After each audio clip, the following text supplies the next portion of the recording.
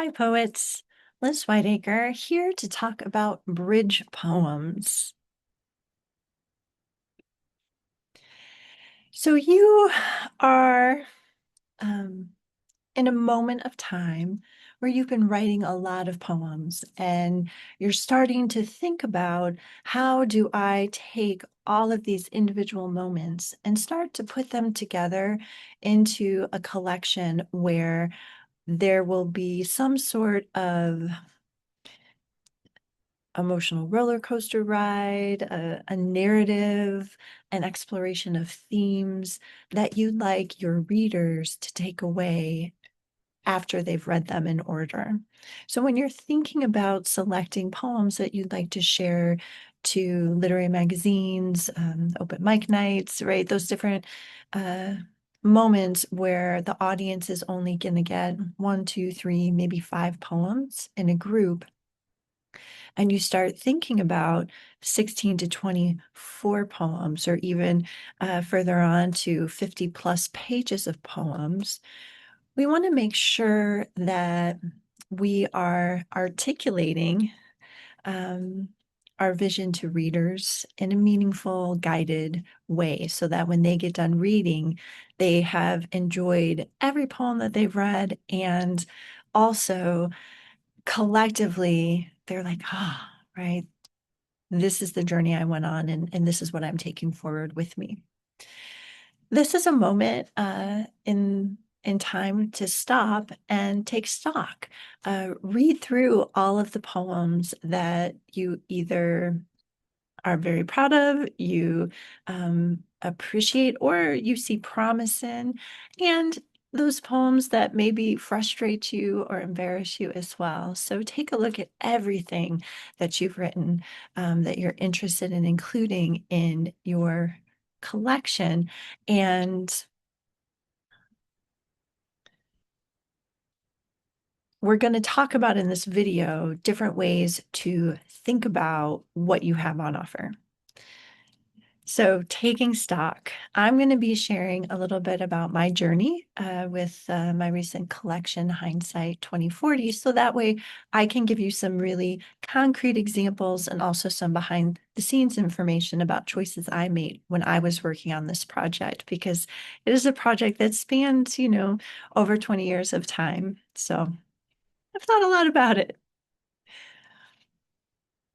When I found my honors thesis in college, my poetry manuscript that I wrote between the ages of 19 and 21, I knew that that's kind of a bucket, right? All of those poems I was interested in.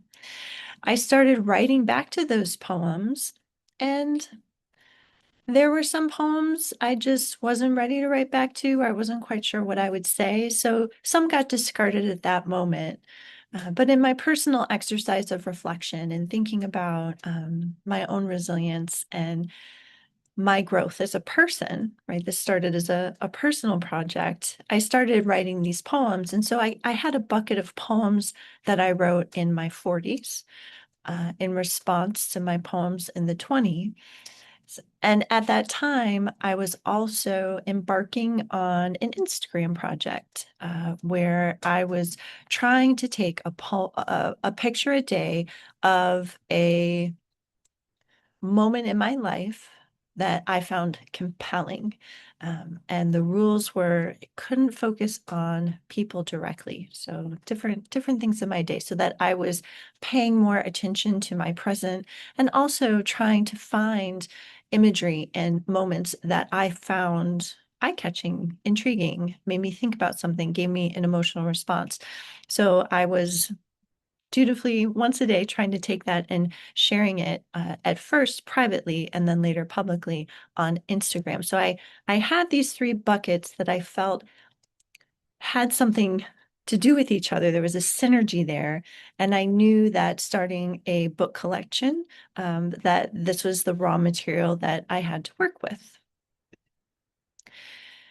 One of the things you can start to do when you're looking at all of the poems that you have, and this may be an exercise that you do linearly, right, where you have all of the poems in one document on the computer.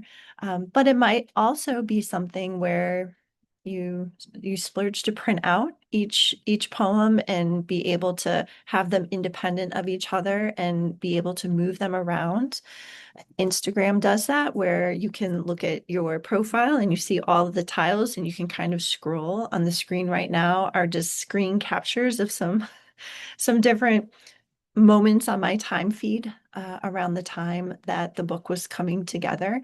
And so I've captured those daily images and moments here, and kind of looking at them as a group was very different, and different things caught my eye than when I was just scrolling through and looking at each one individually.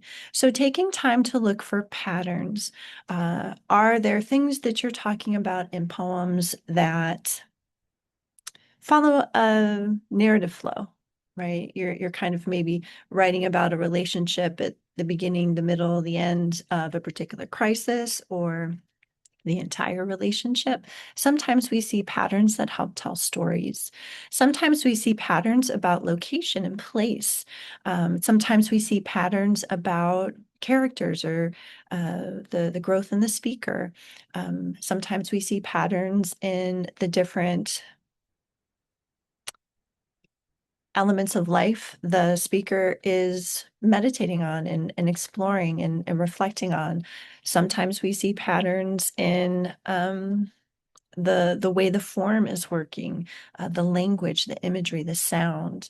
So there are an abundance of patterns that you could find, and you might find it helpful on your pages to start making just little notes, little labels that you could put on that. Maybe you have one poem that is in a particular place, talking about several themes with particular people in them, and maybe gives a particular emotional vibe. Maybe it's an angry poem, maybe it's a poem of release, maybe it's a love poem, maybe it's a poem of regret or grieving. So you can kind of have those labels as you're going through, and then you can use those labels to kind of think about, well, would I want to include all of the grief poems in one spot, or would I want to move those around? And as we're looking at patterns, we're thinking about the big picture, and that picture can be many different things. I found this was an interesting collage to me that's made up of a bunch of different photos. If you want to look in closer at the screen, you can see that those are different images created by an unknown author that was just a part of a public domain, a Creative Commons license that this person is sharing with people. But there's a lot about nature. There's some things that are repeated, different imagery that is rural, that is urban based, lots of pictures that are really grounded in one particular color, so that as we come back, right, are you seeing the grass and the sky? Right? Are you seeing a globe there, an earth there? Are you seeing an eye? Right? Are you seeing sun?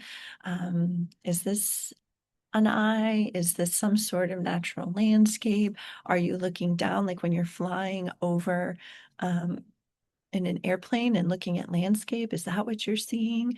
Are you seeing kind of a funnel? So different patterns will make different pictures, and different combinations might lead readers on different paths. So as you're going through this process, you might have a lot of different ideas that come up, and it's a great idea to kind of capture those different moments on the page or just through labels, so that you're kind of identifying, like, these are different experiences that readers could have. And if I start with this poem, then the narrative has changed, right? If I start with this particular emotion and move forward, people are going to feel differently as they're reading the book and maybe come to different conclusions. So there's a lot of flexibility at the beginning, which is awesome. You have so many choices, but then can start to get a little hard.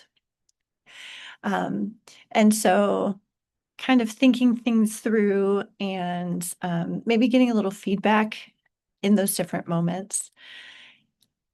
When I was looking at my 3 buckets, I realized that something was missing.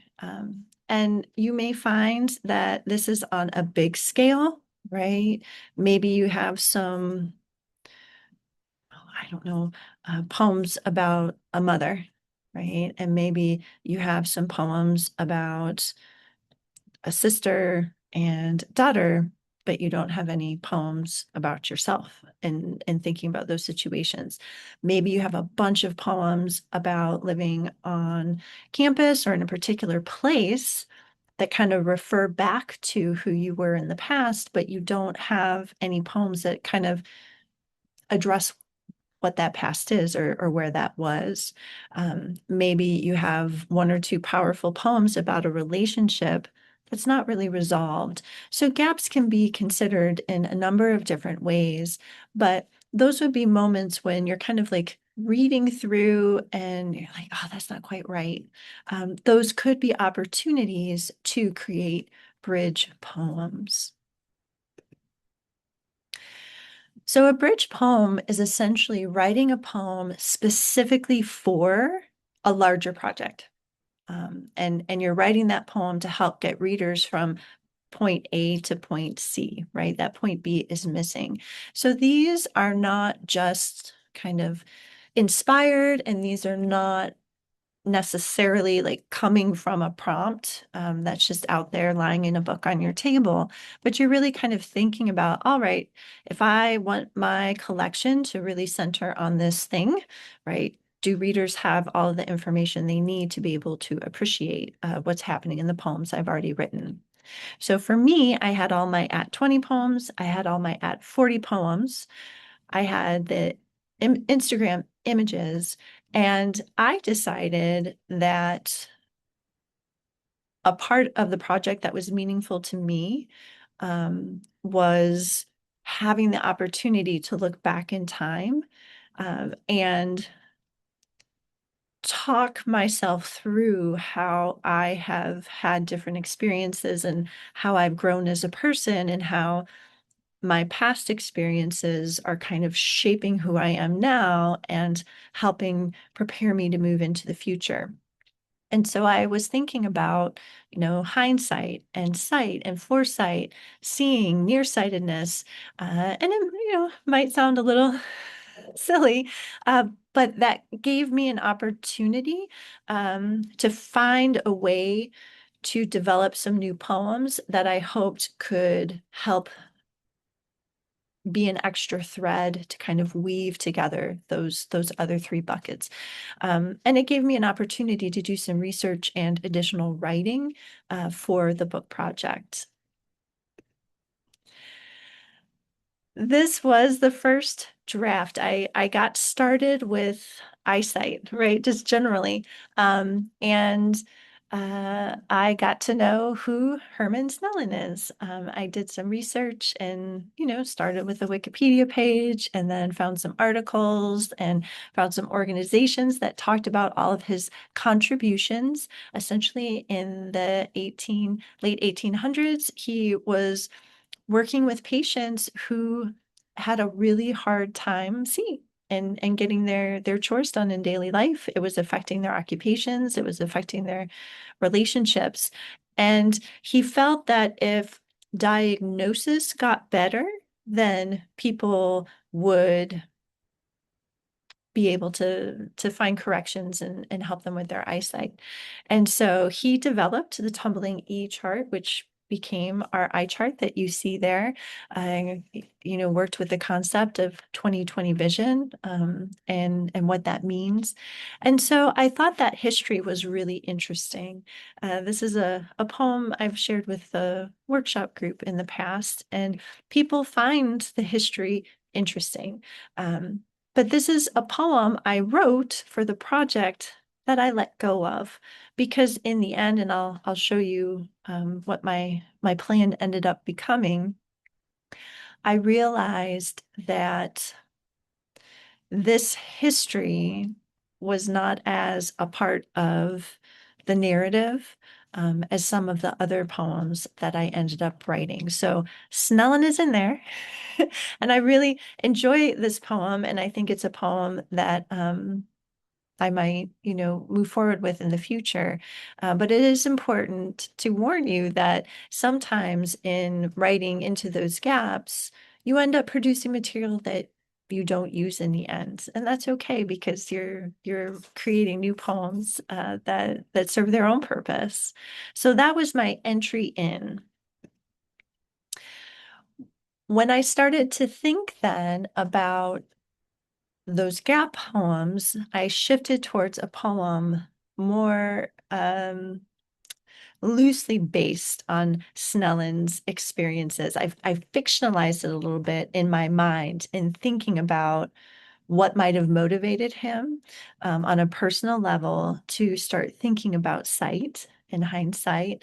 And I also explained as best as I could, you may disagree with me, what the project was. So I kind of talk about the 20s and the 40s and then writing to the future so that people would understand why I have at 20, at 40, those labels to let you know when poems were written, and also why I'm having this conversation with myself. So that became the opener, and that's the reason why I let go of Hawkeye.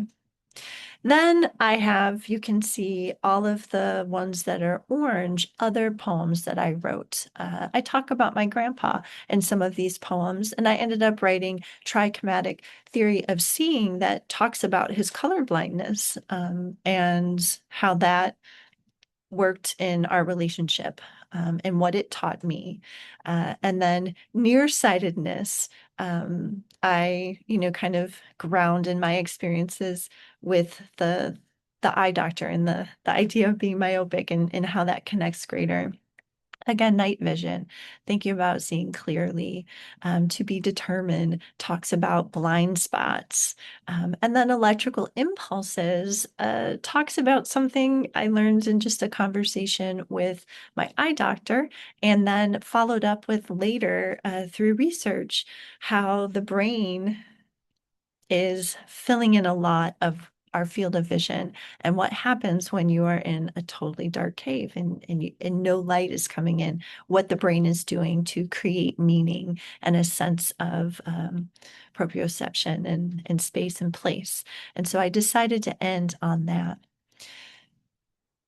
You can see then the pattern of pre presenting the poem at 20 and the poem at 40. I really like the idea of kind of opening up and seeing two poems side by side that were written in the different decades. And so people could kind of see how the form and the topics are similar and the connection they had with each other. And so I just had to like move around and I got advice from other people on what was working in terms of dealing with growth, dealing with kind of naivety, dealing with grief, dealing with the body breaking down, dealing with those things that really frustrate us, dealing with aging, dealing with falling in love and getting married, dealing with mourning, big things that happen in adulthood that just you don't have any control over. And then those last two poems are kind of love poems and thinking about relationships going long distance. So it took me a while, and I thought, well, okay, here I have my summaries of what I hope these poems are doing as a set, and that made kind of a progression to me that made sense for growth.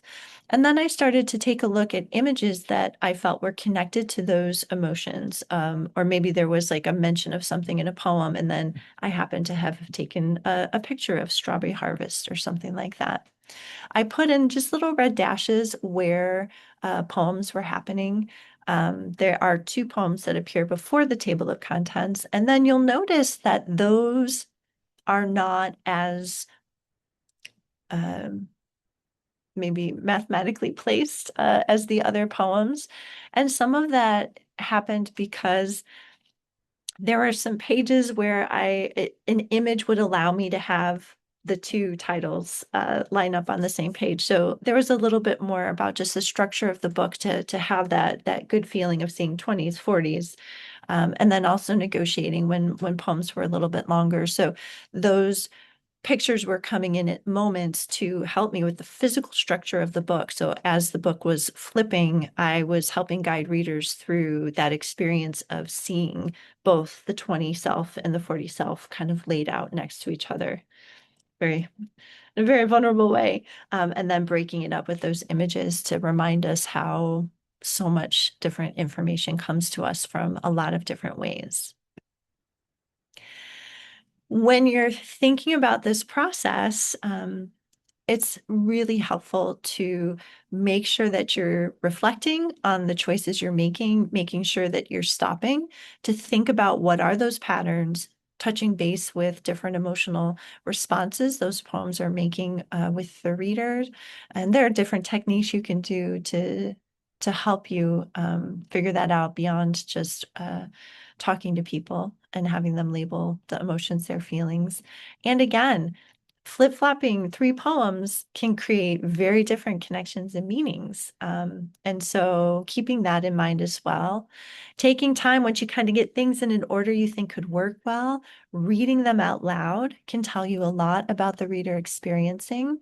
Um, Once you think like, okay, I think this is a pretty good order, reshuffle it and see what falls apart, right? Does it not feel as good or sound as good or look as good if you mess it up? Or does messing it up give you another option? Maybe you're not there yet. And then certainly at different points when you feel like you're close, seeking feedback from readers. And if they're have a big question as they're reading, or they're kind of like, like I'm kind of stuck at the same emotion for a little bit. Those could be places where maybe a bridge poem could be helpful, maybe a poem that kind of sets up the relationship, and then we see what happened in the relationship could be really meaningful to readers so they better appreciate what's happening on the page. So big picture, right, can come together slowly. Don't beat yourself up. As we're working together through this sequence of videos in this class, we're thinking about creating a draft, right? And even if you end with just a really solid draft that you put in a closed drawer and let sit for a little bit and you come back to it, you might be like, yes, this is it, it's ready to go. Or you might have done some more living and think of a different way you might be able to present that experience with readers. I will say at some point, got to stop tinkering and just get it out there, right? And so also sending out poems for publication in magazines and journals, or sharing them when you go to open mics or different events where you share orally is a great idea. Let those poems go out and live, because you might be getting feedback from editors and readers and audiences that help you continue to revise and refine. You may find that some things are funny that you didn't think were funny, and some things you thought were. You can also get a sense of what people feel your work is about and what bigger picture is coming to them through those different moments as you're kind of preparing a larger collection to share as a unit. And it never hurts to have some poems published when you present your manuscript to um, publisher, if you're seeking publication for your chapbook or your full-length collection. It helps demonstrate you've been through the peer review process. You've already been building an audience. So that's a good thing. Some people think they have to save it and reveal it all at once, but that's not the case. You do want to be mindful. Some publishers might not want to publish a book where every single poem has already been previously published. So keep an eye on that. And if you start to, hit 50, 60%, start identifying publishers you might want to share your work with so you know what their rules are, because every place is different. Thank you so much. I appreciate your time and attention, and I hope that this gives you a little bit of guidance as we just start to begin that process of putting your book together. I can't wait to see what you create.